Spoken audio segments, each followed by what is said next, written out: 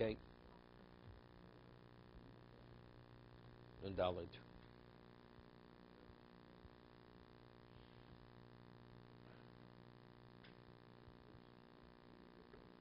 Okay. We're holding a Nun Daled on a Manalef. We said, according to Rab's interpretation of Rameir, the reason why the Mishnah tells us that b'mezid yes and b'shogig not, when you take something hegdish to marry a woman, it's not speaking about an ordinary situation that you give her something that's consecrated. Because if it's an ordinary situation, something that's consecrated, bein b'shogig me b'mezid she's mukadeshes. Because milah has relevance even if he takes it inadvertently, not aware that it's hegdish. The Mishnah is speaking of something very specific, speaking about kosnas kuna. So since they consecrate initially with in mind that if they should use it b'shogeg, benefit for themselves inadvertently, they shouldn't be moel. Therefore, if you take it in that context, you will never affect its status. It always retains its hegdish status. That's what Rav said. So we have difficulty. That's the way he's explaining Rameir. Toshma, molin b'chaditin ve'in molin b'atikin. The coins, the machzah shekel, the new coins, if somebody takes those coins and uses it for his own needs, he's moel. You're moel. What were the new coins used for? That's for the korbanos tzibor, for the communal offerings. The atikim, these are the old coins. Old coins means it's either after they would tie the lishka, after the trumas lishka was taken, the coins that were left in the room are considered, those coins weren't used for korbanos. Or let's say a person should have sent this coin the previous year, and he sent it the following year. The coin that he owed from previous year, that coin was not used for the korbanos, for the korbanos sibur. No, it was a separate box. Sure he knows. He sends it. That's why he's putting it in the box of. What about the person who sent in Machzor Shekel, and not all of them get used for korbanos, some are left over for the box? I mean, it was left. No, then they become old coins. Is that fair to the person who sent in the Machzor Shekel that his particular money was not used for the korban? Let me ask you a question. Let me ask you. No. Okay. Based on your understanding, which is not correct. Which is not this. It's not correct. It's not much. It's not correct with the way you're understanding it. Person sends his Machzor Shekel, and they only first use his coin in the 12th month of the year. That means all the korban tzibah, the communal offerings up to that, he had no share in them. I'm asking you. But it's a communal offering. He did. So therefore, even if it comes, they don't use it at all. Because you participated, every Jew has a share in every korban. No, it's obvious. It's obvious. But if his coin's not, that coin wasn't used, then it becomes old coins. Those coins become old coins. Then for the following year, they don't use those coins to purchase the communal offerings. Now it's interesting. There's a commentary on Chumash. It's called Torah Tamima. Torah Tamima was written by one of the sons of the Netziv. One of the sons of the Netziv, his nephew. Okay. No, not a nephew. A nephew of the Netziv. The Netziv. His name was Epstein. And so he has a discussion over there. He cites Reb Kiva Eger. Now, at what age were you obligated to give the Machzor Shekel? Only from the age of 20 and above. So, Morris says in Brochus, why do we daven Shachris Mincha Ma'ariv? So there's an argument, there's a question. Is it Ovus Tiknum? Is it because the patriarchs, they legislated, and each of them, they authored each one of the services, Shachris Mincha Ma'ariv? Or is it what? It's Keneged Korbanos Tiknum. It corresponds to the Korbanei Tzibur. Shachris is Tamid Shel Shachar, that's the morning. Mincha is Tamid Shel Bnei Abayim, and Ma'ariv, Arvis, is Keneged Evorim U'Pedorim. They would sacrifice the limbs and the fats at nighttime. That's what it was. Okay? So the Gemara concludes it's both. It's Ovus Tiknum, but everybody agrees. The Gemara says Musaf has nothing to do with Ovus Tiknum. That corresponds to the Korban Musaf. Because as the Gemara says in the end of Menachos, based on the post of Nisham L'Porim Suaseinu, that if you're not able to bring the Korban, Nisham L'Porim Suaseinu, saying the psukim of the korbanos has a semblance of bringing the korban itself.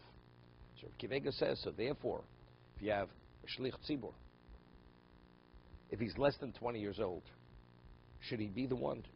Is he qualified to be the shlich tzibur? They have bar mitzvah boy. His bar mitzvah. He's 13. Today I'm a man. Right? Is he qualified? Should he be chosen to be the shlich tzibur? For Musaf, not Shachris. Right? Because Musaf is a korban tzibur, and since he doesn't participate until the age of 20 in the Matzah Shekel, so he should not be. Wait. I'm just telling you what he says. Okay? So there's a work, it's called Amudi Or Writes, and he shows a woman is definitely not obligated in Matzah Shekel. Not. Does she have a share in the korban tzibur? She's atoned like the man is atoned. Although because she's part of Klal Yisrael. The korban tzibur atones for anybody who's a Jew. Right? Whether you participate or you don't participate. A woman has no obligation to participate. She's definitely covered. So therefore, he takes issue with this. This Rav Kiva Eger says, no, it has nothing to do with it. Whether you're obligated to give Matzah Shekel or not, it's irrelevant. Factually, if it's your korban, you could be the representative for that korban. It's not a problem. And therefore, he concludes, even l'chatchila, even first choice, you could take somebody less than 20 years old, and he could be the shlich tzibur for Musaf. And that's what we rule. He just brings it up, Rav Kiva Eger, but he shows that it's not even a concern whatsoever. Okay? So therefore, even if your coin doesn't arrive or whatever it is, there's a famous story with Chaim Volozhino. Chaim Volozhino, he himself would very often go and raise money to cover the budget of the yeshiva. And but he had a fundraiser. And the fundraiser would travel throughout Russia and Lithuania raising money for Volozhin. He had a coach, beautiful coach. He had a coachman. He wore a silk kaftan. He wore an up hat, and he had a vest, and he had a gold watch. You know, he looked the role of a sophisticated fundraiser. And he goes into this, comes to Vilna, a wealthy Jew, or Petersburg. They had wealthy Jews. Only the wealthy Jews lived in Petersburg, because a Jew wasn't permitted to live in Petersburg unless you had a special permit. And comes in the house. This wealthy man looks him up and down, and he says he's here for his yearly contribution for Volozhin. He looks him up and down. He says, and he doesn't say a word. And he gives him whatever he usually gives, but he thinks to himself, "This is where my money is going. The coach, the coachman, the fancy shoes, the silk kaftan, the gold watch, and that's what I'm contributing to." You know, and he was a little perturbed. So he figures, you know, once he visits Volozhin, he'll go see Rav Chaim Volozhin, who'll present the question to him. It's bothering him. So he finally comes to Volozhin, goes to Rav Chaim Volozhin, and speaks this and that. He thanks him for his generous contribution. He says, "Rabbi, I want to ask you a question."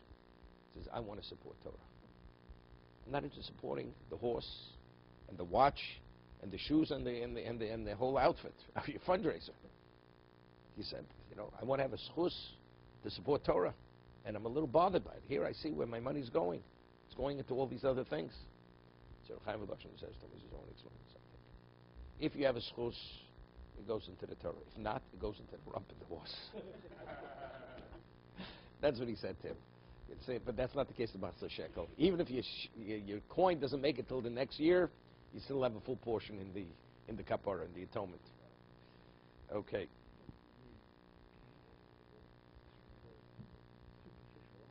No, because the whole thing wasn't correct. Whatever you give, it's not. This identifies with that.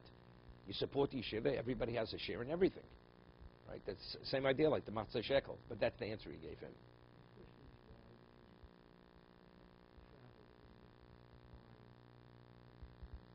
Because if you look like a schnorrer, they teach you like a schnorrer. That's the answer. I know, but it shouldn't have bothered him. But if it does bother him, that's what he answered him. There's a famous, there was a question whether the Chofetz Chaim took money from Chalei Shabbos to support Rabin. There's no question. I read from his own students who they were interviewed before they passed away that Chofetz Chaim did take money from Chalei Shabbos. There was a yeshiva, famous yeshiva, which Ziggy Weil learned during the war. Of course, he went from Germany to England. So it was in London. It was called Schneider's Yeshiva. Famous yeshiva, Schneider's Yeshiva. That's where Moshe Reichman learned. That's where Moshe Sternbach, they learned together. They were at the same time in the yeshiva. Yibonu Lechaim Lechaim, Moshe Sternbach. And so Rabbi Schneider was a Talmud of the Chofetz Chaim. And he would not take money from Chali Shabbos. Because he didn't want, since the money wasn't earned in a kosher way, Shabbos, he says the Chofetz Chaim would never take money from Chali Shabbos. That's what he said. Even though I read many other Talmudim said he did take, so I'm not sure if he didn't. But so somebody once says the Chofetz Chaim, how do you take money from Chali Shabbos? It's not kosher money. So the Chofetz Chaim answered, the dollar that violated Shabbos was earned through the violation. It doesn't have a schus to support Torah. Therefore, if the money's coming to me, I know it's not the dollar that was earned through Chilul Shabbos. That's what the Chofetz Chaim said. It was earned on the 6th day. It wasn't earned on the 7th day. I'm just telling. I'm just telling you that was his response.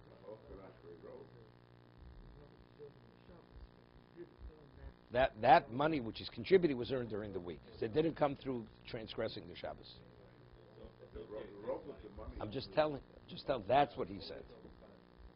Yeah. But if a person runs a racetrack, right? So every day of the week it's a racetrack or a casino. I'm talking about the league. I'm talking about kiddushin-wise, the kind of money, how it's earned.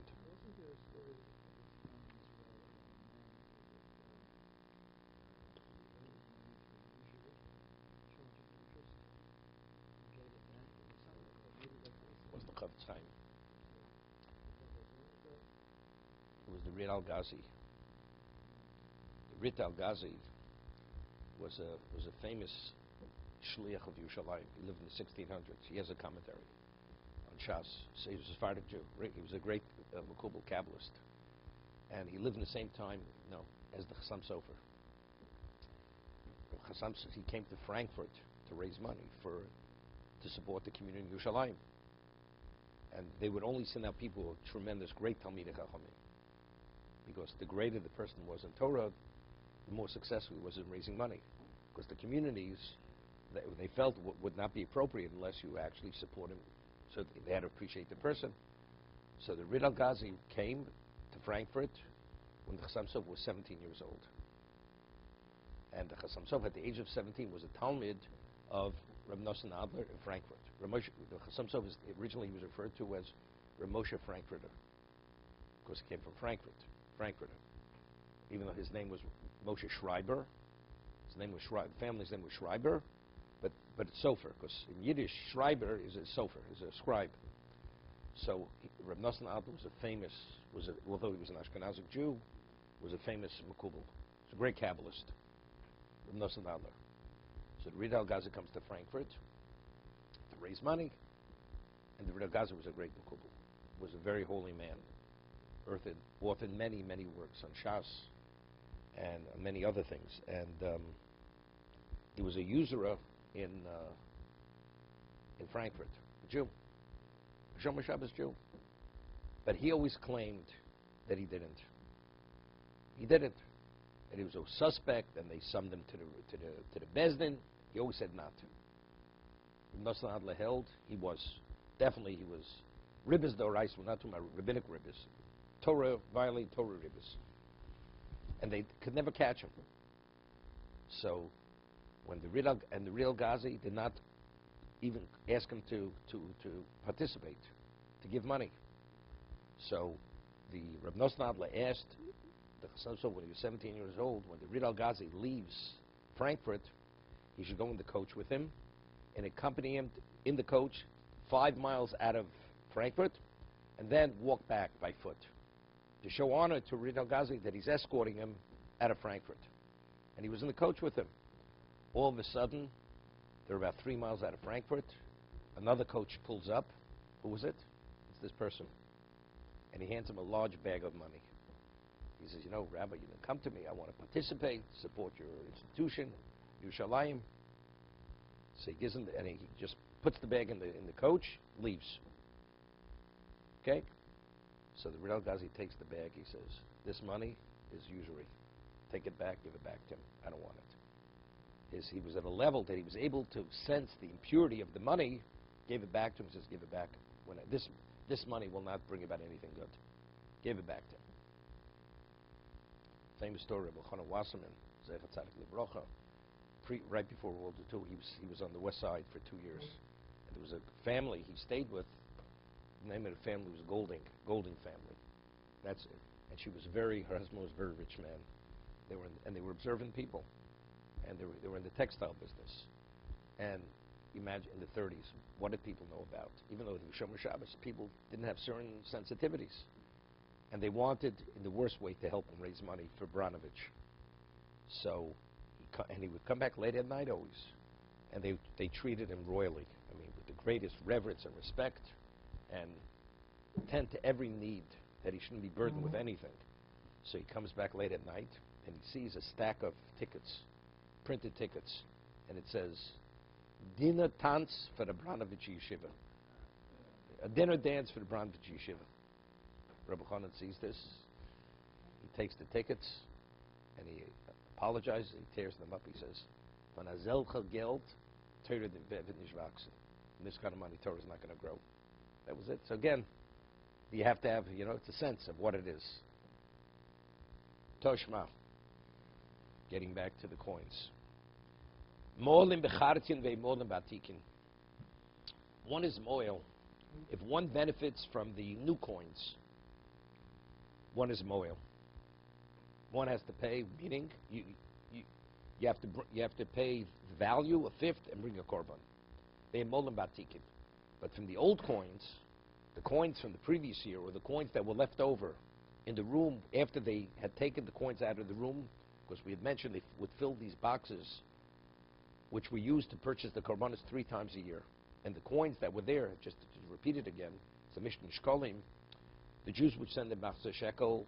The first coins would arrive Rosh Chodesh Nisan. Okay? So you had a room in the Beis HaMikdash filled with coins. They would go in, and they would take a shovel, and they would shovel the coins and fill up 3 boxes. And these boxes would cover a certain period of time to purchase all the communal offerings. Now, when you tithe grain, so what you tithe is truma, what's left is ordinary. That's what we call shirayim. That's the leftover. Similarly, when they would take the coins to purchase the korbanot tzibur, those coins were used for the korbanos. The coins were left over, weren't qualified any longer to be used for the korbanot tzibur. That's called shiori lishka. That was left over in the room.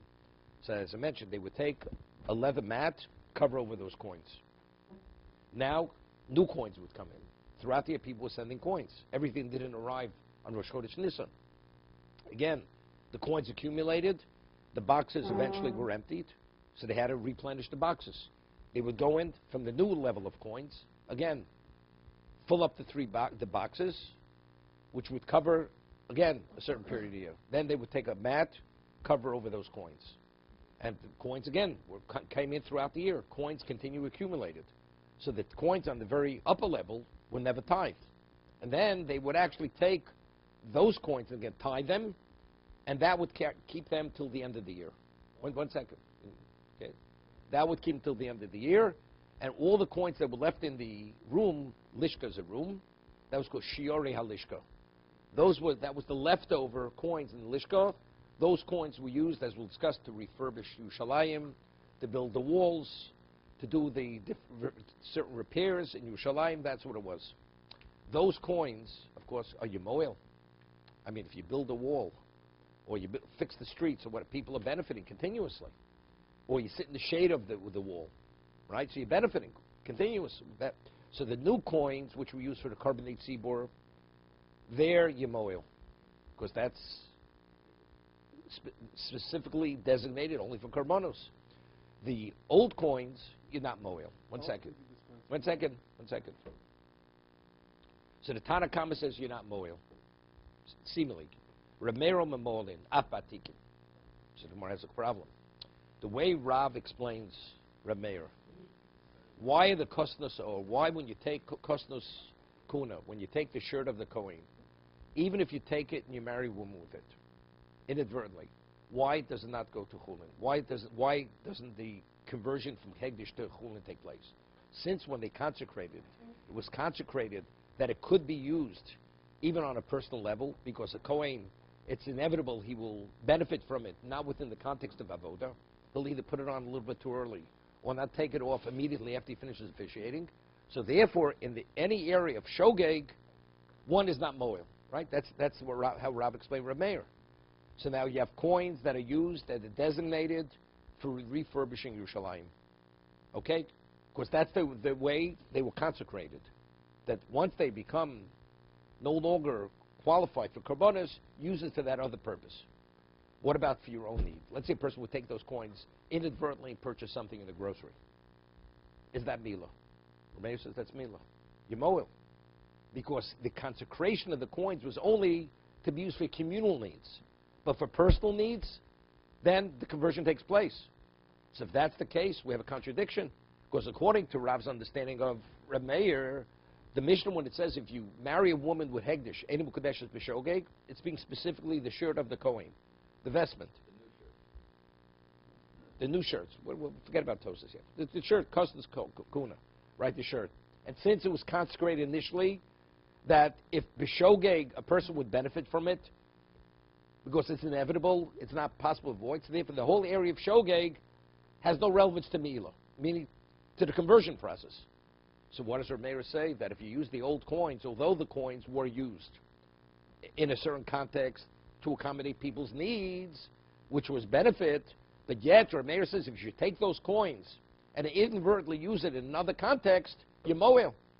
Why should you be moel? Why is it any different than the shirt of the Kohen? No. Kostas kusha, but I told you it has a value. It was used for what's his name? It was used for the wicks in the menorah. Here, this was used to accommodate the needs of the people in Yerushalayim. All Jews came to Yerushalayim, but it's only specifically limited to that context. But if you, so that's the risk. It's only a steer according to Rav. That's the right. So that's the question. Wait. Rameir Omer Molim Afatikim. You mole even the old coins. Wait. Shoy Rameir Omer Molim Bishori Halishko. Rameir says that the coins that were left over in the room, which was used, we'll see. Bamai.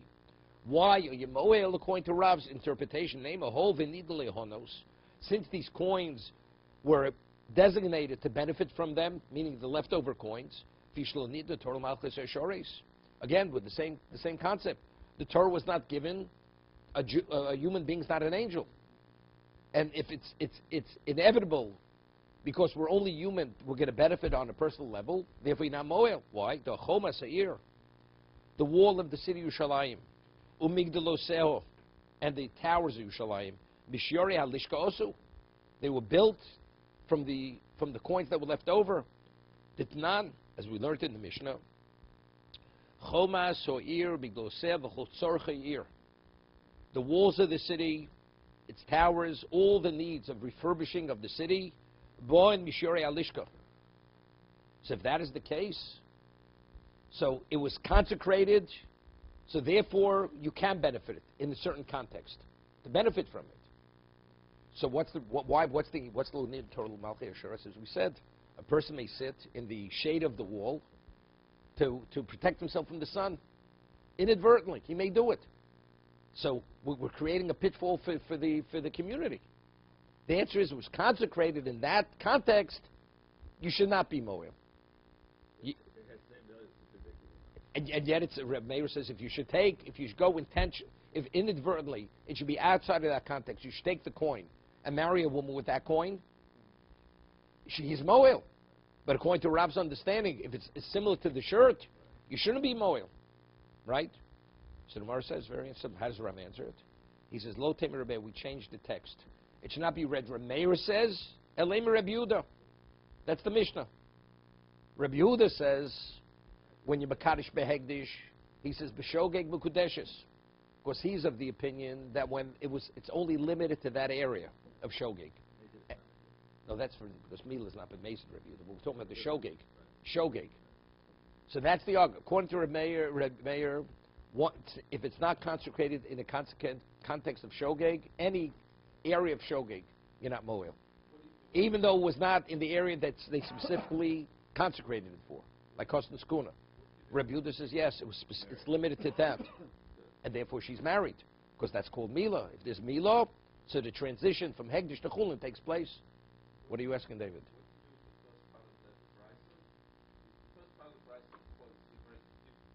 No, if you take, good, do you see, wait, good question. If you take a look, that's what's in parentheses.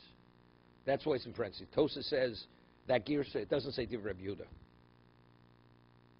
you would ascribe that to... Again, Mo'olim b'chatiba, Mo'olim...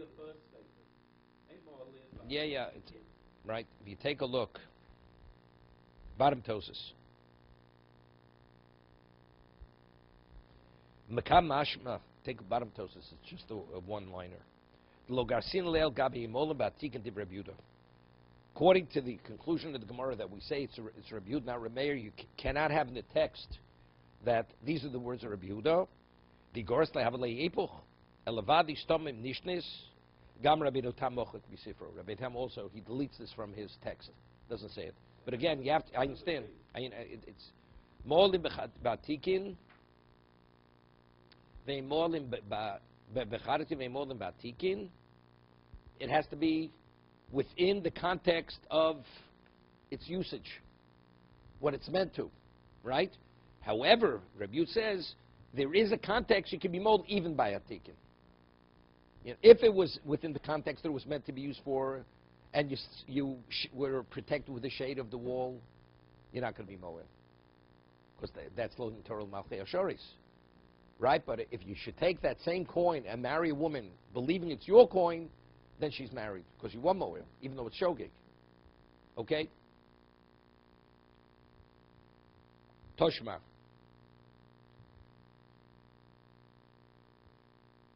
Excuse me.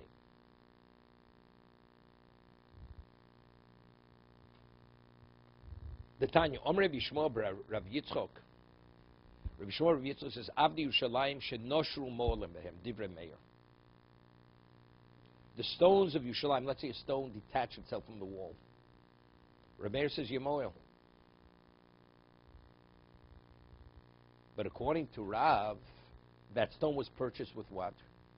With Shirei Lishko. And according to Rav's understanding of Rabbi Meir, you shouldn't be Moel. So the Rishonim ask a question, and Tosas asks a question on the base. We have Big Dekuna Shebolu, right?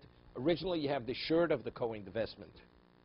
Initially, if you benefit from it inadvertently, according to Rabbi Meir, you're not Moel, right? Because it's choking. But if it becomes no longer wearable, it becomes a rag, you are Moel. So he's asked, so the Rishonim asks if when the stone falls out of the wall, when it's functioning as part of the wall, so fine, because that's the Torah Malchei Ashoris, because it's inevitable a person is going to benefit from the shade of the wall. So since it's something which is unavoidable, that's why you're not Moel. But once the garment becomes no longer wearable, you are Moel, b'shogeg, right? That's what the Gemara said before, even Rabbi Meir agrees. So the stone no longer functioning as part of the wall now is no different than the garment that became a rag. Understand that. So the Rishonim asked, because the wall could be repaired, the stone could be put back in the wall. That's exactly what he said. The stone still functions within its original context, right? Because it could be put back into the wall.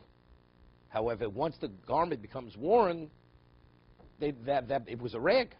So therefore, that's the reason why you moel. Okay? What if that stone is just sitting there and it's not put back in the wall? Doesn't make a difference. Doesn't make a difference. It has the potential, can be. As long as it can, that's enough. So that's the question. See, over here he says, Avni Yushalayim Shenoshur more than Behem Divrei Meir. But according to Rav's understanding, according to Rav Meir, you shouldn't be moel. It's like Kostan Skuna, right? Like the shirt of the Kohen. Lo Temer Rav Meir, Elam Rav Yehuda. Again, same answer. The text should not read Rav Meir, it's Rav Yehuda.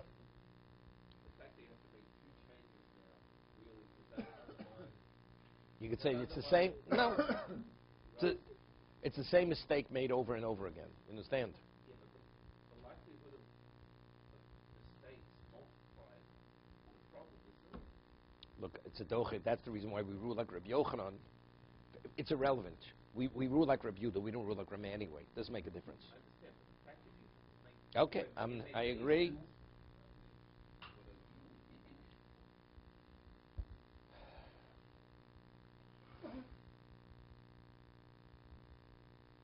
Rabbi Yehuda. Somebody says, so what are we saying? It's going like Rabbi Yehuda. The Rabbi Yehuda is the one who says that you moil from the stone, although the stone could be restored. You moil. So that means even in the context of shogeg. So we're saying, according to Rabbi Yehuda, the wall of Yerushalayim has kedusha. It has kedusha, correct? Somebody says, Rabbi Yehuda, Yerushalayim mikacha. If it's going, you tell me it's Rabbi Yehuda, that means Yerushalayim, the walls have kedusha. V'tanan. Now, we had said if a person makes a neder, makes a vow, and he says, it's called hatfosa. You say, A should be like B. You say, this piece of bread should be like Yerushalayim. So if Yerushalayim has kedusha, so that means the bread assumes a similar kedusha, just as the wall is off limits on personal level. The bread would be not permitted on them. That's the neder. But if you say Yerushalayim has no kedusha, so saying B should be like A, where A you could benefit from, so B is unaffected, correct? So if you say Rabbi Yehuda's opinion, Yerushalayim has kedusha, mean Yemoel, so he should say. So when you say the object should be similar to Yerushalayim, the object should become forbidden. That should be a neder. But we'll see in a moment. Rabbi Yehuda says if you say B should be like Yerushalayim, it's unaffected. So evidently, you see, Rabbi Yehuda is of the opinion that it has no kedusha. And yet it said before, we changed the text. The Rabbi Yehuda says if you benefit from the stone Yerushalayim, you're moel. But if you're moel, so why when you say B should be like A, why is it not forbidden based on a neder? Right? It's hatfosa. So if a person would say this should be like the sheep that was designated to be the korban tzibur, right? The sheep, kedirim, ke'etzim. It should be like the room where they had the wood cut for the atzei mizbeach, the atzei marocha, the wood that was used for the karbanos. Ke'etzim, ke'ishim, kehechol, kimizbeach. It should be like the sanctuary. It should be like the mizbeach, Yerushalayim. Okay? Rabbi Yehuda Omer, Kol Omer, Yerushalayim, Lo Maklum. All the others, he said, should be like the mizbeach. It should be like the korban. It should be like the wood of the marocha. This is all consecrated. So that is a valid neder. So the B assumes a similar status as A. But if you should say Yerushalayim, it's meaningless. The object is totally remains unaffected. So v'chi tema, maybe we want to say because he didn't verbalize the neder correctly. V'chi tema mishum lo amar ki Yerushalayim. He said it should be Yerushalayim. Maybe, but if he would have said it should be ki as Yerushalayim, maybe it would be. Well, Tanya, we learned in the Brisa, Rabbi Yehuda Omer, Kol Omer ki Yerushalayim, bo maklum, achi yidor b'dobar hakoreg Yerushalayim. Even if you say ki Yerushalayim, unless you say something that's sacrificed in Yerushalayim, such as the korban, the wood of the marocha, or so on and so forth, only then does it assume the status of neder. So we see over here that Rabbi Yehuda is of the opinion that what? That Yerushalayim has no kedusha. So we're back to the original question. Wait. The wall's made of the stones. What is Yerushalayim? It is. That's the Chomas Yerushalayim. The physical structure was made from the Shiori Alishkot. Yes. That's the understanding. We said, according to Rameir, you will not be moil, b'shogeg. Why? Because it's similar to the shirt, Kostas Kuna, to the vestment. It's going like Reb Yehuda. That's why you're moil. Inadvertently, if you benefit from the stones of Yerushalayim. So if that's the case, why when you say the object should be like Yerushalayim, why isn't it affected? It should be affected. It should be a valid neder. Mizbeach, yes. The korban, yes. Anything else. But Yerushalayim, not.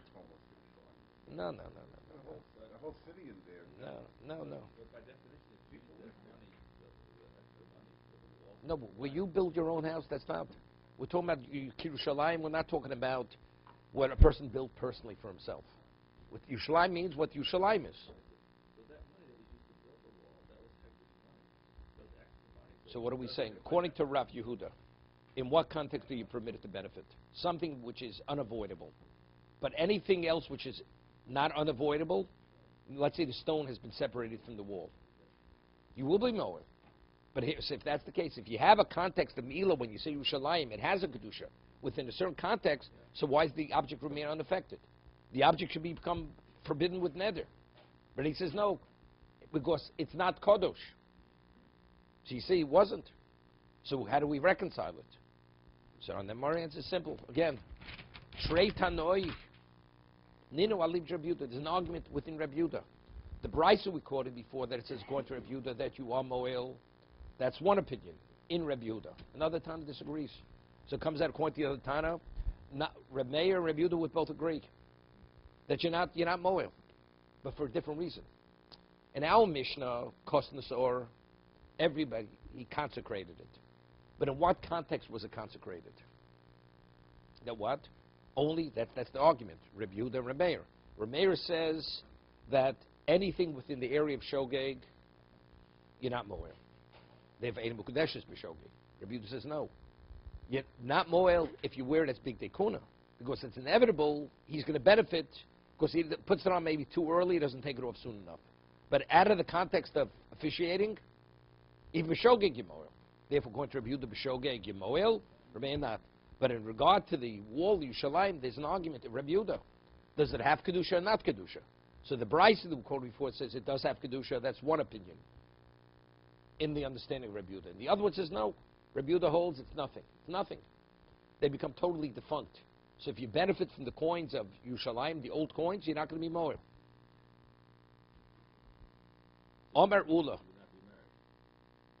She will be married. It's chulin. It's chulin, nothing. Omar Ula Mishmei de Bar Poda. Ula said name of Bar Poda. Omar Yeremeh Hegdish Mezid Mischalil. That's the Mishnah. Person takes Hegdish is Mekadosh b'Mezid. What does it say according to Rabbi Yehuda? Remeir Kodeshes. B'Shogeg a Mischalil. Yeah. B'Shogeg not. That's Remeir. So we'll see, Bar Poda concurs with Rabbi Yochanan. It's the concept of Mekach Tos. If he would have known that it was Hegdish, he wouldn't have wanted. So the Gemara is going to ask him, so how do you ever have a case of Mila, B'Shogeg, according to Rabbi Meir? So the Gemara is going to say, where he eats, he benefits, that's going to be the case of Shogeg. That's going to be the only case. Will there be other cases? Other cases of benefits? Yeah, but not the Shogeg. To be continued.